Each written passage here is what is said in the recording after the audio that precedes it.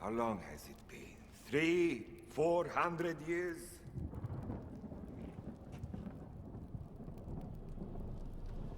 You don't remember, do you? Exactly what is it I should be remembering?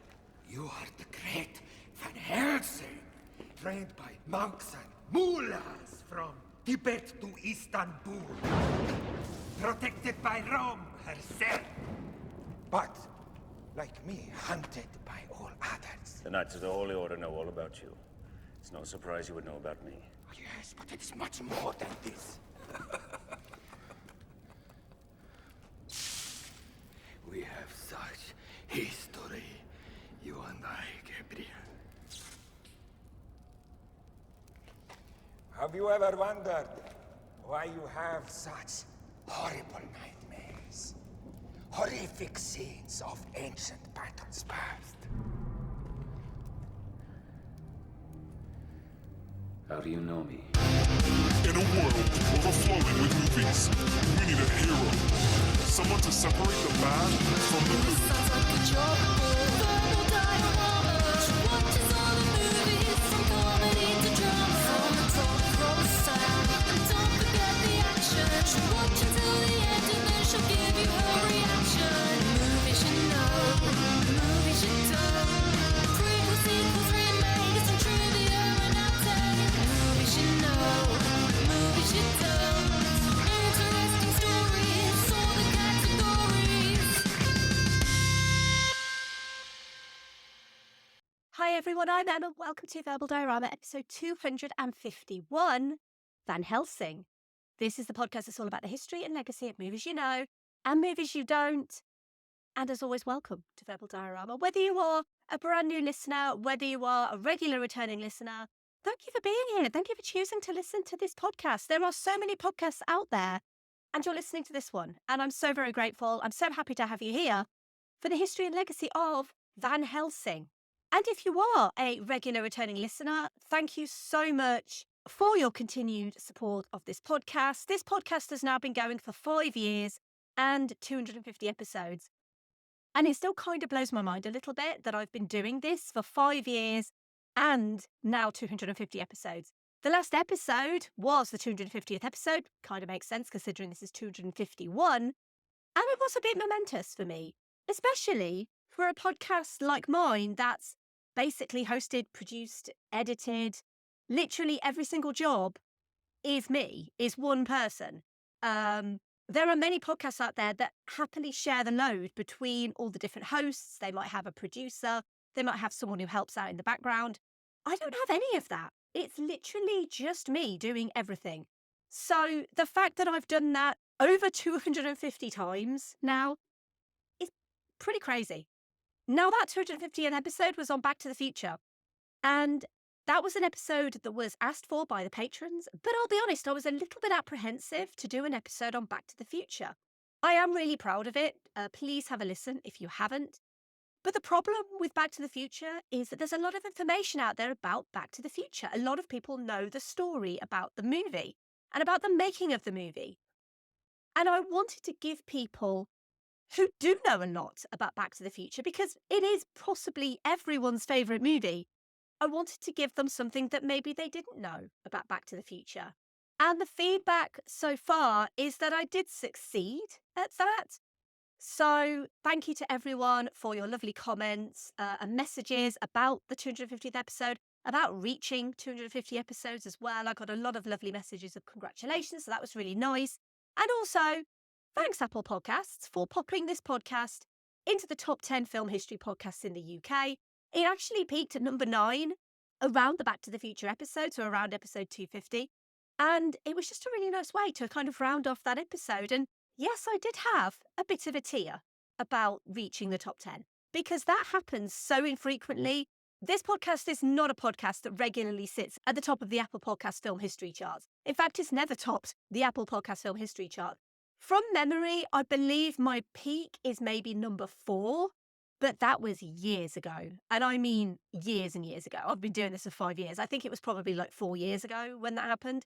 So the fact that I've hit 9, that's a really big accomplishment. And I'm really, truly grateful to everyone who listens on Apple Podcasts who obviously helped to bump that up a little bit.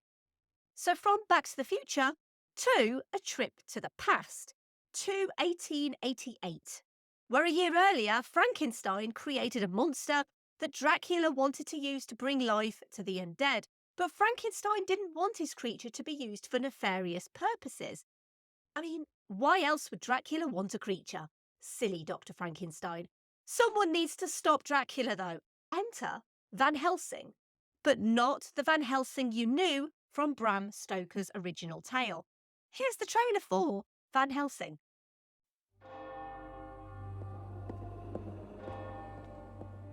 Bless me, Father, for I have sinned. Van Helsing! You murderer! Why can't you tell the world I work for you? Because we do not exist. My life, my job, my curse is to vanquish evil. We need you to go to the east, to the far side of Romania, a land that is home to legendary creatures. I see the Wolfman hasn't killed you yet. Don't worry, he's getting to it. Lorded over by Count Dracula. It is a place where nightmares come to life. Van Helsing?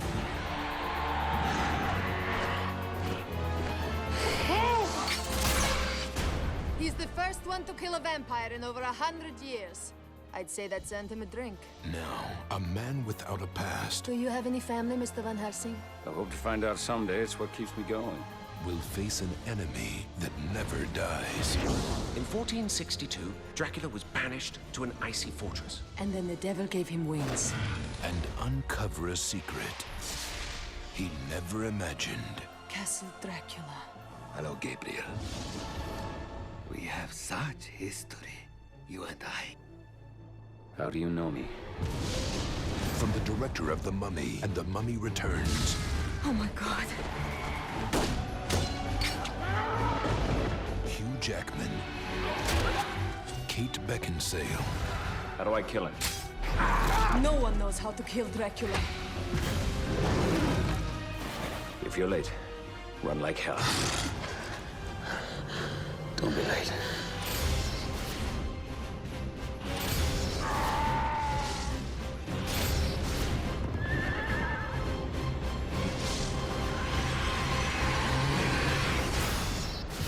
Van Helsing, a film by Stephen Sommers. In search of redemption, monster hunter Gabriel Van Helsing travels to the depths of late 19th century Transylvania along with his eccentric companion, the ingenious Friar Karl, to track down and destroy humankind's arch-nemesis, Count Dracula. There, the professional demon slayer teams up with the remaining member of an ancient Romanian clan, the brave vampire killer Anna Valerius, who will never find peace until she defeats the Count once and for all. However, an unstoppable army of undead minions, Dr. Victor Frankenstein's abominable creation, Dracula's nightmarish brides, and the beastly Wolfman stand in the way. Let's run through the cast. We have Hugh Jackman as Gabriel Van Helsing, Kate Beckinsale as Anna Valerius, Richard Roxburgh as Dracula, David Wenham as Karl, Shula Hensley as Frankenstein's monster, Kevin J. O'Connor as Igor, and Will Kemp as Velkan Valerius. Van Helsing was written and directed by Stephen Sommers. In 1999, Stephen Sommers made the greatest movie ever made, The Mummy, and cinema as we know it was changed forever. The end. Shortest episode ever.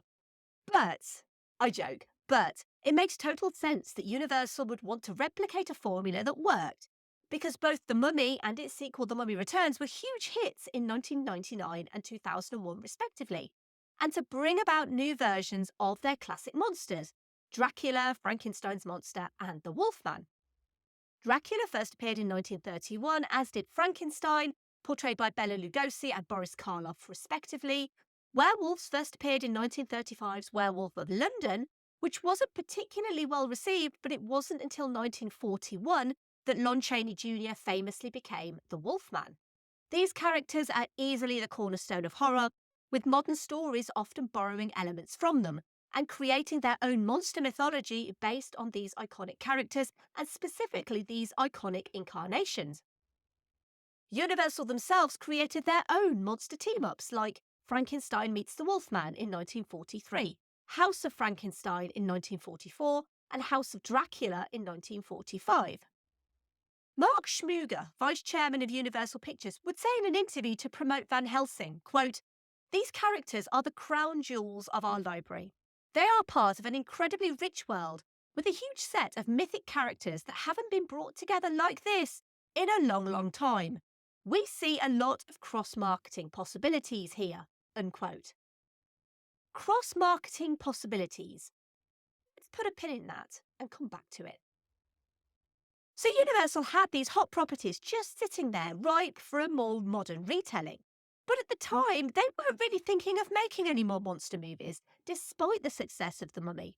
The MCU now had Kevin Feige at the helm, and once upon a time, Stephen Sommers held the keys to the Universal Monsters Kingdom.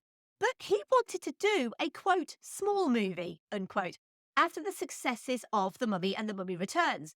No monsters, no action, no visual effects, just something simple. And sitting in his apartment looking at posters of old Universal monster movies, the movies he watched as a kid, the movies his father also loved, it got him thinking of new takes on these classic monsters. Wouldn't it be cool if he did this or that, he kept telling himself. He told Universal's chairman, Stacey Snider, his ideas, and that he wanted to do something with these classic Universal monsters. But she had no interest at the time, and just kind of left him to it really, which shows the faith that she had in Stephen Sommers at the time. Because why make an arty Dracula movie like Francis Ford Coppola did in 1992, which Sommers cites as a fantastic Dracula movie, because it is? That movie couldn't be bettered. Or why make another Frankenstein or Wolfman movie when you could make a rip-roaring action-adventure movie with Dracula as the main antagonist, plus Frankenstein's monster, and the Wolfman as unwilling/unnatural protagonists, like the good, the bad, and the ugly, but with Universal monsters. Frankenstein as the tragic monster, and the Wolfman as the alcoholic or drug addict, a monster once the demons take over. Sommers' idea was to have a character called Van Helsing at the helm, a character many would know from Bram Stoker's original text as the definitive vampire hunter. And this idea came from the shared Gothic origins, except this Van Helsing would have a twist. He wouldn't be the Abraham we knew. The Mummy would rely heavily on Indiana Jones, but what if this Van Helsing was the James Bond of his day? With his own Q, a friar, not a monk, a variety of weapons, his own sort of MI6 in this secret society under the Vatican, and additionally his own tortured backstory. The hope was to not only reintroduce these classic monsters to a new generation of viewers, but technically create a new franchise. Van Helsing wanted to be the start of the Dark Universe before the start of the Dark Universe that never happened. But again, let's cycle back round to that in a bit. Sommers came up with the idea of Dracula desperately needing something that he could only get from Frankenstein's monster. So right away, these two characters had a connection. Then he interwove the Wolfman into that. Sommers wanted first and foremost a great story, not just three bad monsters that Van Helsing has to battle one after the other.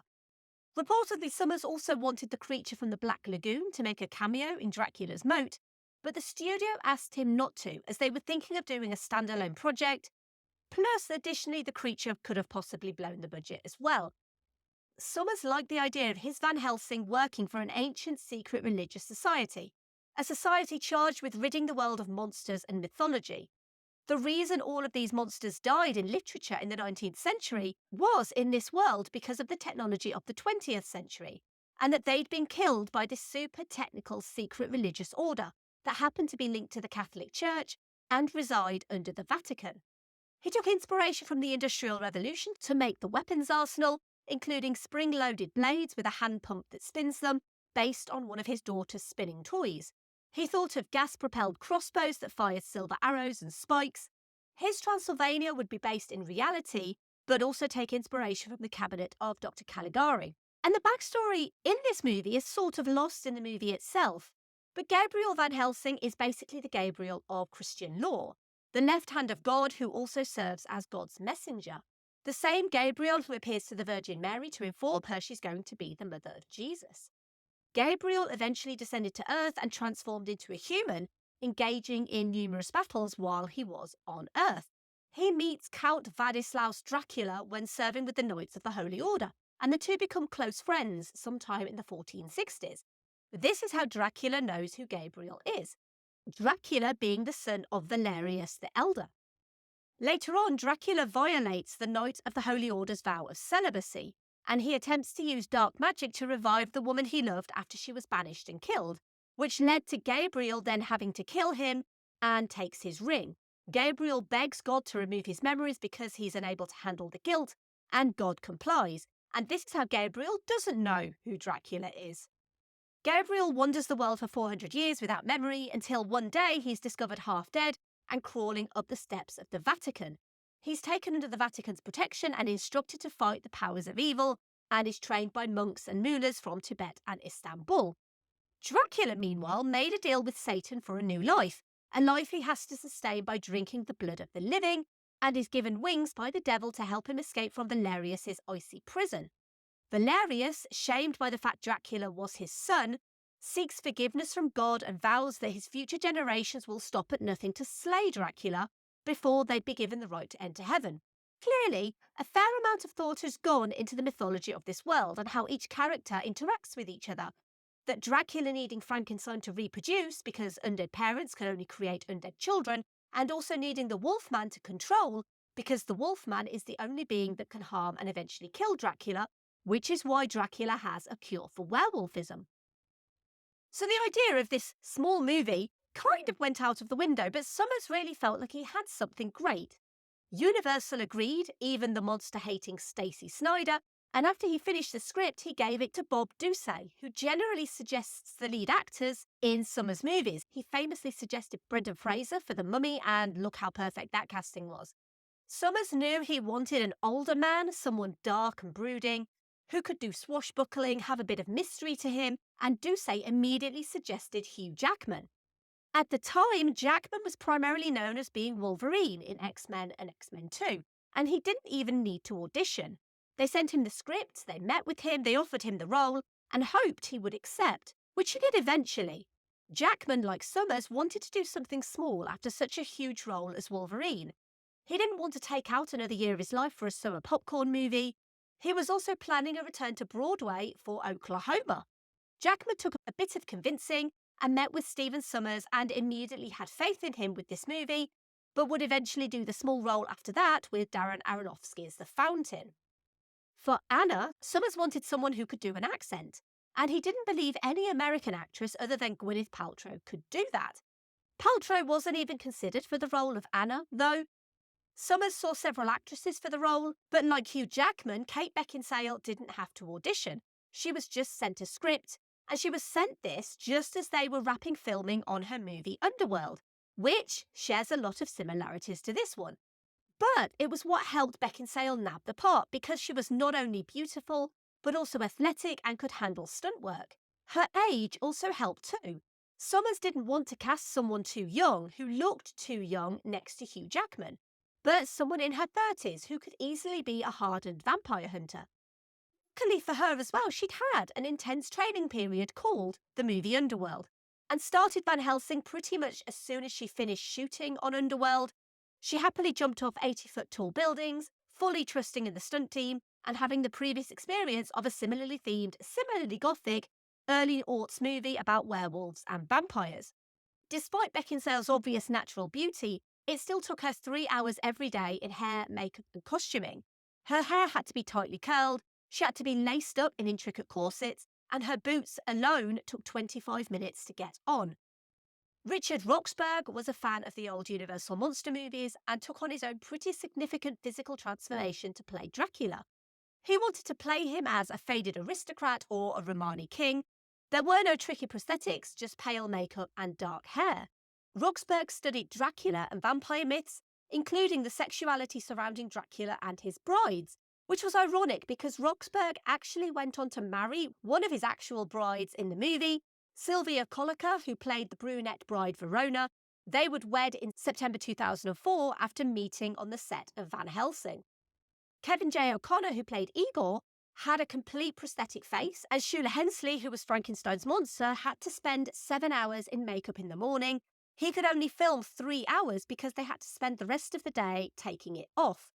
For the inevitable Dracula fangs, Roxburgh went to a specialist dentist who took a moulding of his teeth, and then the fangs were constructed, but he hardly ever wore them. Most of the time, the fangs in this movie are CG, and this was because if you've ever tried to put a set of fake fangs into your mouth at Halloween, you'll know that they're incredibly difficult to speak with. And just the same with movie fangs, apparently, because Roxburgh couldn't speak without developing a lisp, and a lisping Dracula is not particularly scary. So it was probably a good idea that they went with the CG teeth in the end. Sommers shot the majority of the movie in the Czech Republic, mostly in Prague, just after floods had affected the region, and Prague stood in for locations in the movie in Paris, Budapest and Transylvania. The hotel they were due to stay in unfortunately did flood, but the 400-year-old church where he set the vampire ball was thankfully fine. The lavish masquerade ball was held in the interior of St. Nicholas Church, claimed to be the greatest Baroque church, which is no small achievement in a city not exactly short of Baroque churches. Its organ has over 4,000 pipes and was once played by Mozart himself.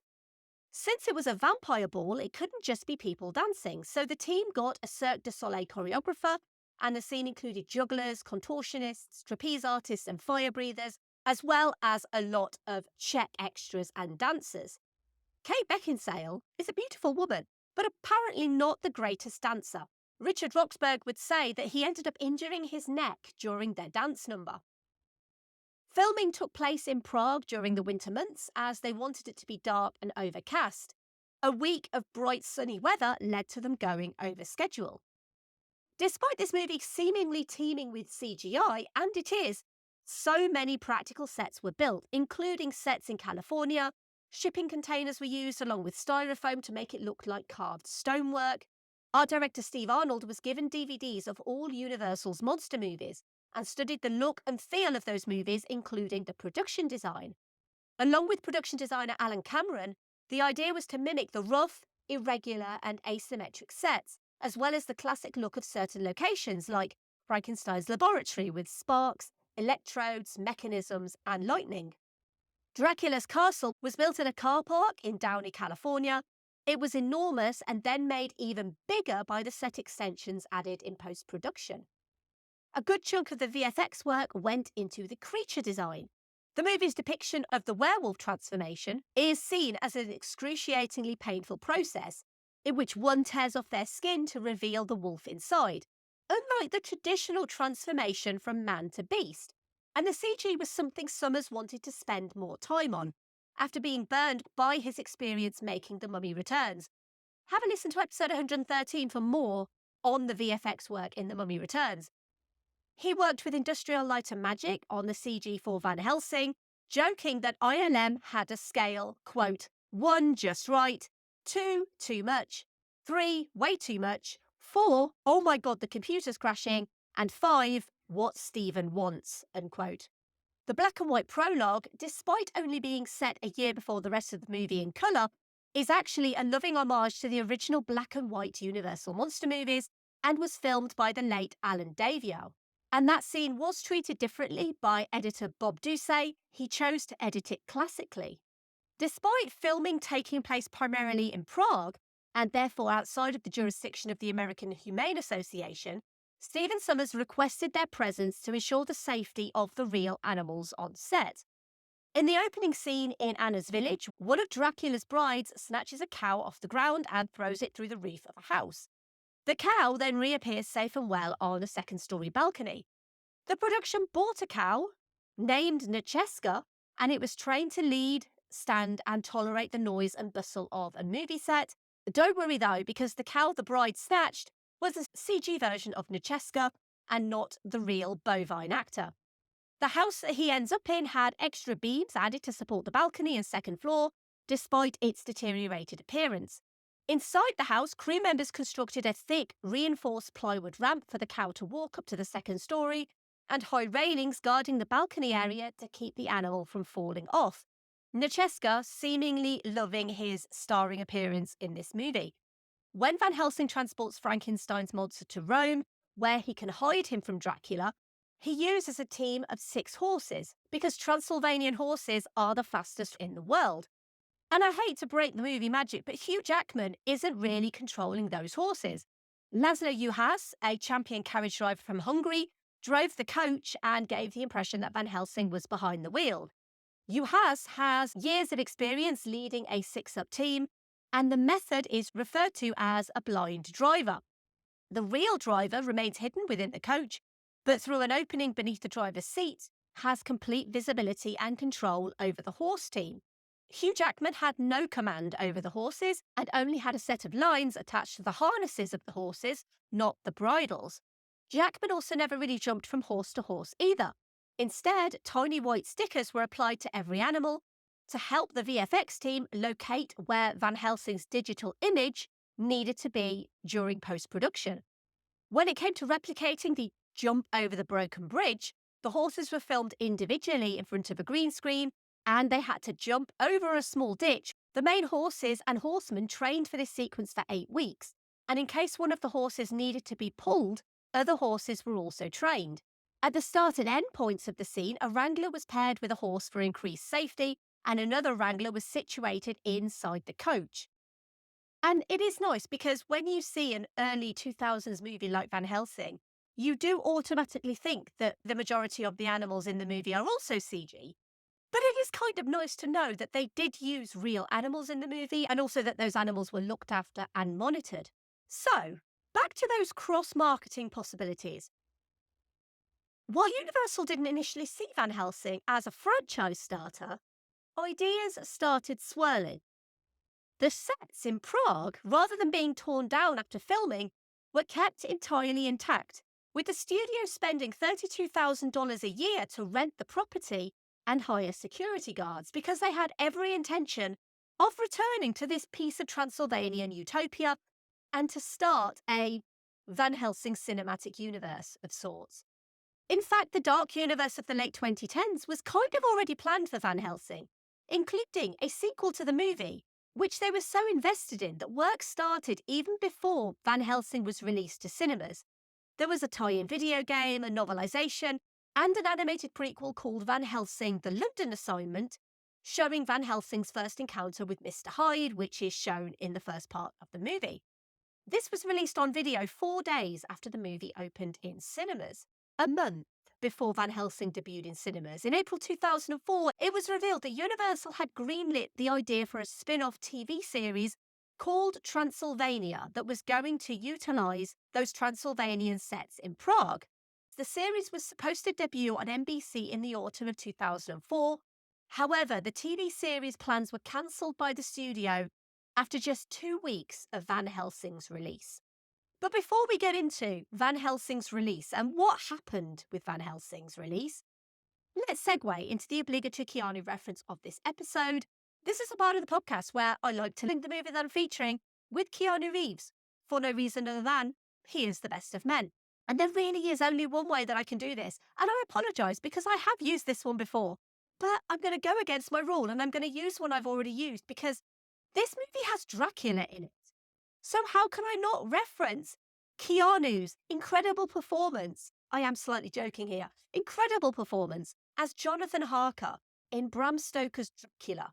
It is a memorable performance, shall we say. And honestly, I still maintain to this very day, it is not the worst thing that Keanu Reeves has ever done.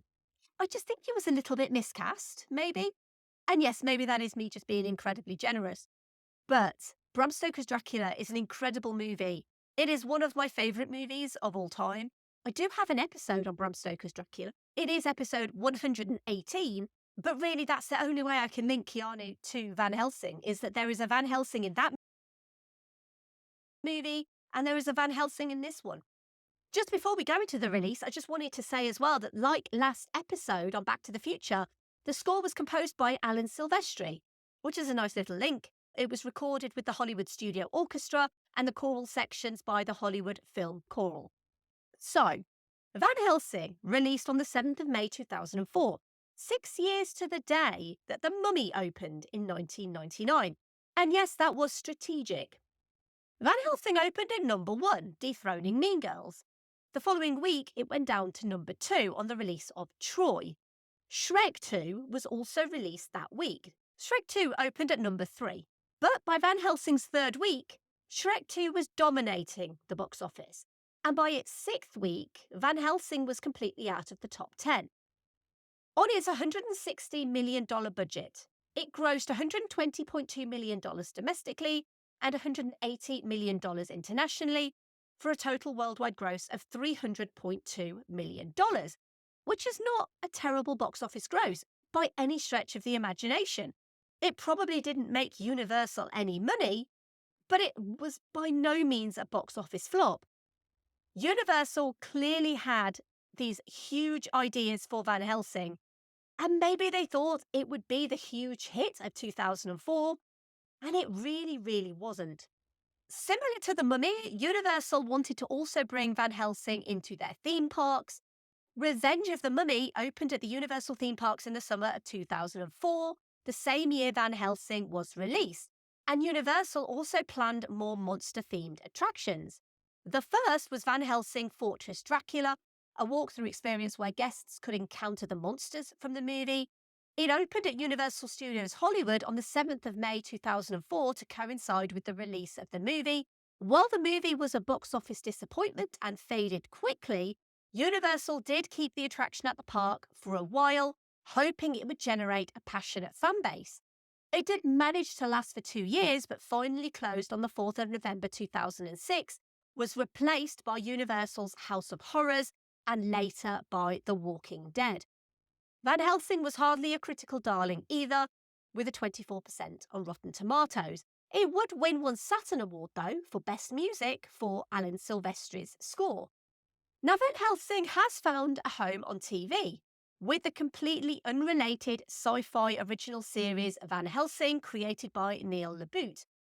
This had Vanessa Van Helsing, a descendant of Abraham Van Helsing, set in a post-apocalyptic future where no sunlight has led to vampires overtaking the world.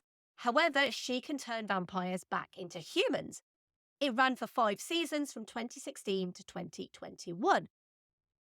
Universal Pictures has had various reboots of Van Helsing in the works for years. The first was announced in 2012 in tandem with a reboot of The Mummy, and at the time, Tom Cruise was set to play Van Helsing.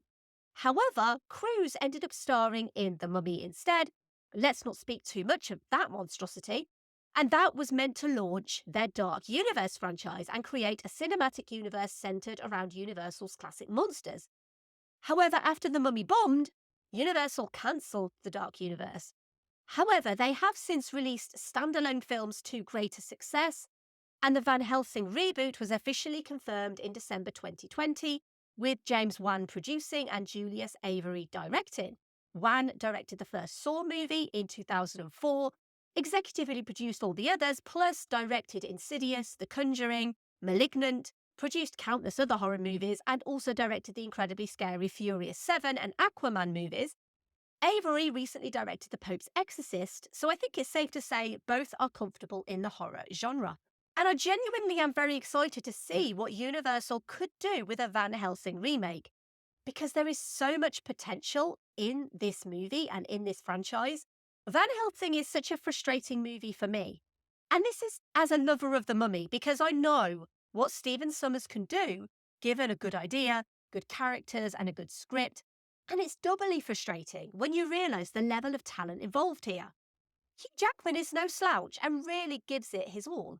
Similarly with Kate Beckinsale, when she's given more to do than just look pretty or give exposition. It's unfortunate that the intention here doesn't match what we get. It's got an interesting backstory that's a bit lost in all the bombastic CG. It's not all doom and gloom, because I genuinely believe there is a great movie in here screaming to get out. And Van Helsing could easily have been the start of a connected Universal Monsters universe. It could still be the start of a Universal Monsters connected universe. These classic characters are the cornerstone of cinema for a reason. They're not just monsters. In many ways, it's the story of how humans are the real monsters. Dracula and Frankenstein specifically have inspired many more tales of vampires and creatures born of a desire to live. Most recently, Emma Stone in Poor Things. It's basically a Frankenstein story with a twist. And Frankenstein's monster in this movie is the right levels of intelligent, empathetic, and monstrous. There is a great Frankenstein story in here of a monster in hiding, mourning his creator, knowing that his death is the only thing that will stop Dracula. With musical theatre veteran Hugh Hensley under all the prosthetics. He apparently sang show tunes in between takes. The costumes here are wonderful, the Bond-style gadgets are dumb fun, and I love that Van Helsing can't actually aim, so he has to fire off 500 shots of his huge phallic crossbow gun just for lols. And I love that ballroom scene teasing that everyone in the room is a vampire by only showing Anna in the mirror. We could have had the Dark Universe before the Dark Universe. We could have had Brendan Fraser and Hugh Jackman fighting side by side. And tell me, when is that ever never going to be a terrific prospect? Rachel Weisz might even have come back for that. Instead of being just another faithful retelling of Dracula, Frankenstein, or the Wolfman, the movie chose to evolve into something new while honouring the legacy of the past. Stephen Sommers didn't just copy and paste other adaptations, nor cram in constant references to previous monster films. Instead, he took the basic setup provided by the Universal classic monsters and improved them for their own unique narrative. Van Helsing tried to create something unique in a sea of mediocre reboots, sequels, remakes, and more of the same. Unfortunately, it paid the price for it, and there never was a follow-up. But in a movie full of silver bullets, silver spears, silver stakes, there is a silver lining, because despite being a box office disappointment, and Universal Pictures shelving the numerous spin-off and sequel projects based on the Van Helsing franchise, Van Helsing is responsible for something pretty marvellous. Universal Pictures released the DVD sets of Frankenstein, the Wolfman, and Dracula in order to promote this film. Because the DVD sets were so successful, the studio released collections for The Mummy, The Invisible Man, and The Creature from the Black Lagoon soon after. A whole generation of new fans have probably been first introduced to those iconic Universal monsters through those DVDs, and that took Van Helsing's influence in getting them re-released. And with this new reboot of Van Helsing, maybe that'll be Universal's third go at their Dark Universe. Thank you for listening. As always, I would love to hear your thoughts on Van Helsing. And as always, thank you for your continued support of this podcast. If you do want to get involved and you want to help this podcast grow and reach more people, you could leave a rating or review wherever you found this episode on Apple Podcasts or Spotify or Podchaser or pretty much anywhere, really. You can also retweet or like posts on social media. You can follow me on Twitter, Facebook, Instagram, Threads, Blue Sky, and Letterboxd. I am at Verbal Diorama on all of those places. Or you could simply just tell your friends and family about this episode or about this podcast. So the next episode is a movie that caused a little bit of controversy when it won the Best Picture Academy Award.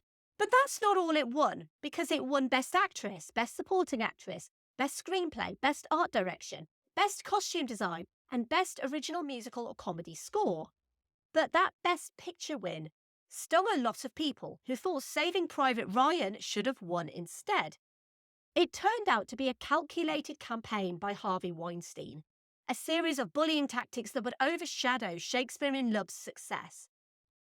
Proof that it's not the quality of the picture, but the incessant campaign behind it. But let's go into the history and legacy of Shakespeare in Love next week, because the movie is delightful, the performances are lovely, and I always try to not let Harvey Weinstein ruin everything on this podcast, because Harvey Weinstein ruins a lot, and he has for a lot of people. But the story of Shakespeare in Love is an incredibly interesting story with a sting in the tail. So join me next week for the history and legacy of Shakespeare in Love.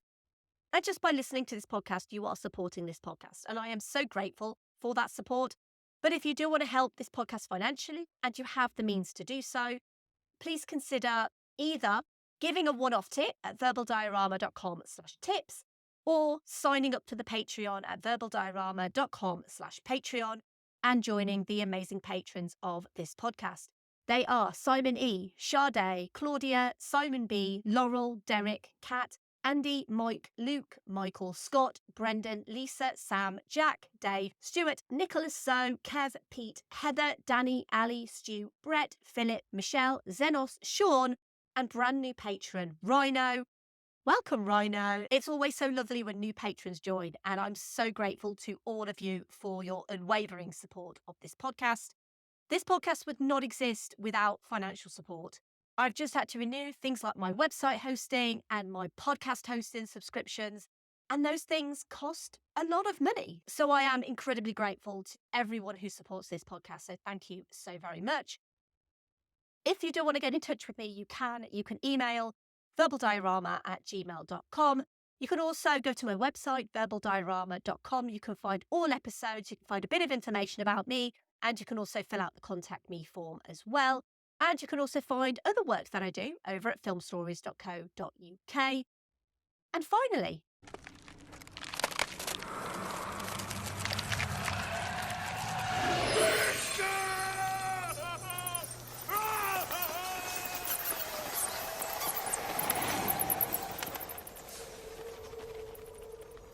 Why can't they just leave us alone?